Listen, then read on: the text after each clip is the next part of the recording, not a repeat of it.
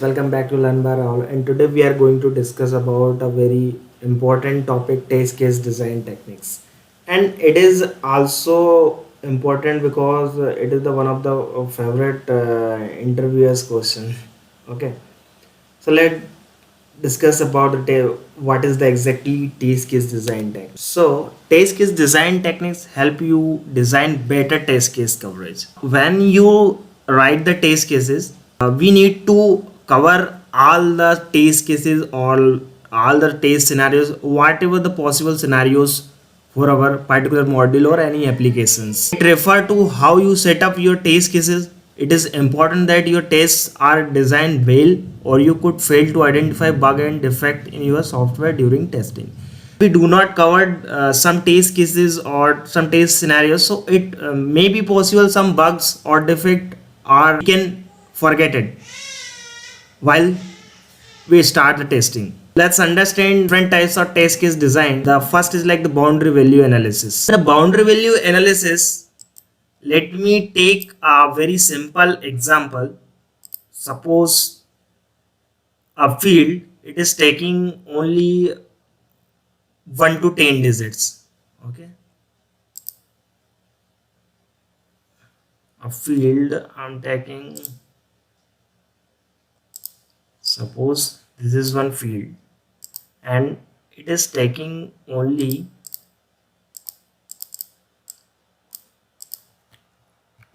1 to 10 digits,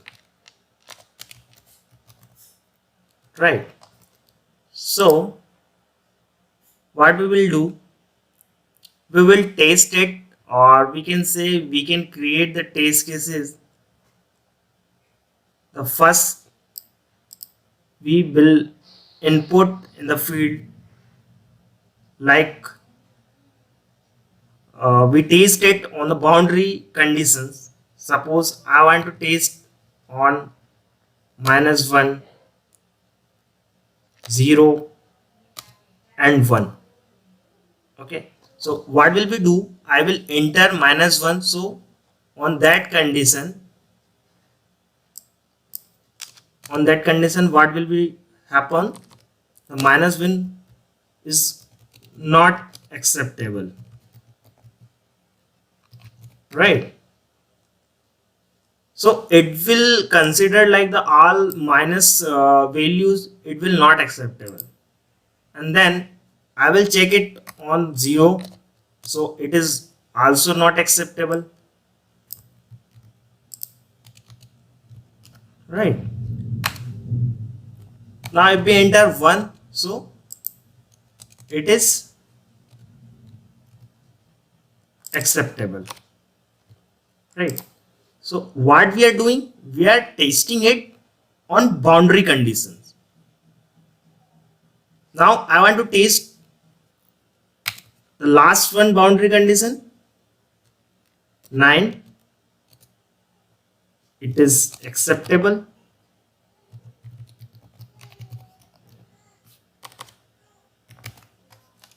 right?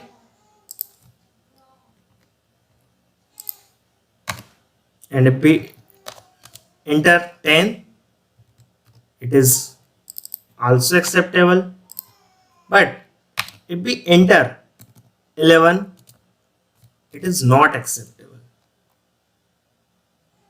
So what we are testing here, we are checking on the boundary condition. I have entered -1, it is not acceptable, 0, it is not acceptable, and if we enter 1, 2, 3, 4, 5, so we are checking only the boundaries conditions. Okay, so if we enter, so we are not entering 1, 2, 3, 4, 5, 6, 7, 8, 9, we are only checking on the boundary condition, right? So the 9 is acceptable, 10 is acceptable, and 11 is not acceptable. So this is what the boundary value analysis. Okay, let's talk about the second one, is what the equivalence class partition. Okay, so in the equivalence class partition, what we do, we equally part the particular scenario. Let me take a very simple example. Suppose I have a field, okay, and it is only accept 500 to 1000 value. Okay, so the simple way is what, we enter 500, 501, and we will do so on up to 1000, but we will not do that type of things. Why? Because it's time consuming. So we are doing is what, the simple equivalence partitions. So what we will do here, 400 to 499 values. Okay, the second I will take a test case 500 to 600. Okay, now second is one is what, 6012 700. So we basically we are doing what, we are partitioning equally. Okay, then again we start from 70 to 800. Okay, now we will start from 8012 to 900. Then we start 9012 to 1000. Then we will take 101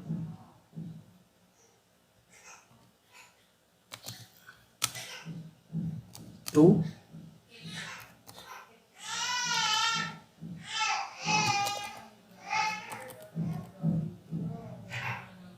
100. Okay, so in that condition we are what we are doing, we are doing equivalence partitioning. So the one test case what we will do, we enter 400 to 499, so it is not acceptable, we are grouping. Now we enter any type of values, let's suppose 500 to 900, it is acceptable, right? Up to 1000 it is acceptable. Now I'm entering suppose 10,000, 5,000, so it is not acceptable. So this is what equivalence partition. Let me take another example. Here you can see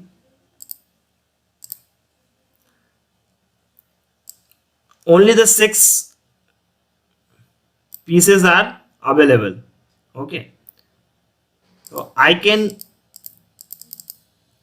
is not working in English. Okay, not in English. I can enter 1, 2, 3, 5, okay, 6. But if I am entering 10, so directly I am getting what? There are only a maximum of 6 available.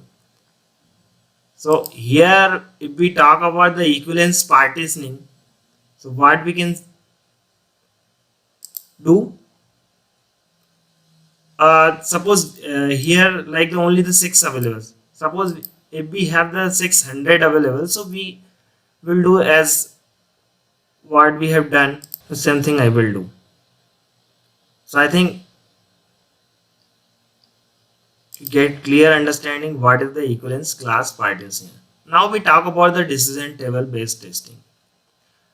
Let me take a very simple example to understand what we will do in the decision table based testing. Suppose I want to log in the Gmail application. Okay, in the Gmail applications we have two fields. The first one is what, the username. This one is for username. Okay, or email ID, and the second one is for password.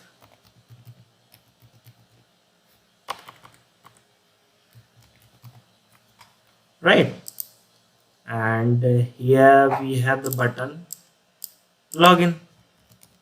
Okay, I want to test the Gmail application. Here I'm adding one more thing. Sorry, email ID. So you will not get doubt Okay. So I want to log in these applications. So we have the different scenarios. If we enter the correct username and password, then click on login. So you will get logged in. Okay. So what we are doing here to test it, we will do the decision table based testing. So what we will do, simply make a table. Okay. Let me take Excel sheet to proper understand.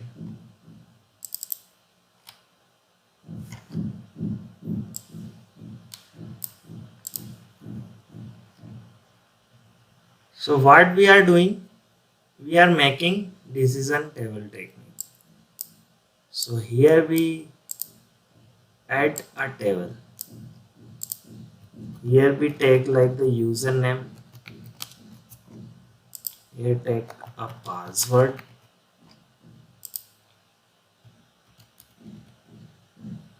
Log in or not logged in. Right.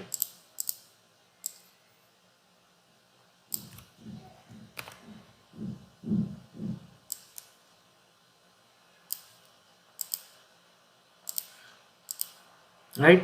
So if we take correct username, correct password, so it will get logged in. Right. So this is one scenario. The second one, if we enter incorrect username and incorrect password, so it is not logged in, right? If we enter correct password and incorrect correct username and correct password, so in this condition it is not logged in, right? If we take incorrect username and correct password, so it is not logged in. The same thing will if we enter like the white space, and if we enter white space in the password, okay, so on that condition it is not logged in. So this is what we are doing. We are making a table to simply understand and to determine the exact whatever the condition to identify the test cases for the login condition. So this is what we are doing. We are taking a table. Okay. So this is a table based technique. Now we talk about the state transactions. So in the state transition, suppose we have a scenario, the particular functionality is going in a different types of conditions. Suppose let me take an example of ATM card. Okay. So firstly you enter or insert the ATM in the ATM machine. Okay. And now we are entering the incorrect password. Okay. So if we enter the incorrect password, it goes to the second try. Okay. In the second try, if you correct pin, so access is granted. Okay.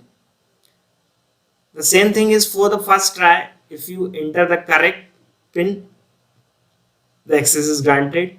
Okay. Now if we first try incorrect pin, the second try incorrect pin, and third is also incorrect pin, so on that condition the account will be the block. So what we are doing, we are making the state transactions. So, what does exactly mean? We are transactions in the different type of state, right? So in this condition, we follow the state transactions. Now we talk about error guessing. So error guessing is nothing. It's totally depend on the experience of tester, right? So suppose I want to log in. Okay. So if I want to log in the Gmail application and I'm entering like a long string and we click on next. So in that condition, we are checking on like the beyond the level, or we can say we randomly testing. We are not following any test cases, right? So it's totally depends on the testers experience to break the applications. Suppose I'm entering like the white spaces number of or we can say we are entering the long string and then we click on next to ensure that our application is not breaking or not, right? So in the error guessing we randomly test the application on our experience, and we test the application and we simply guess, oh, for that particular condition, and we want to break the applications, right? So we just find the defect and we raise the ticket for that particular error. This is all about the test case design techniques. So if you like my video, please subscribe my channel, and if you have any doubt or query you can comment below. Thank you.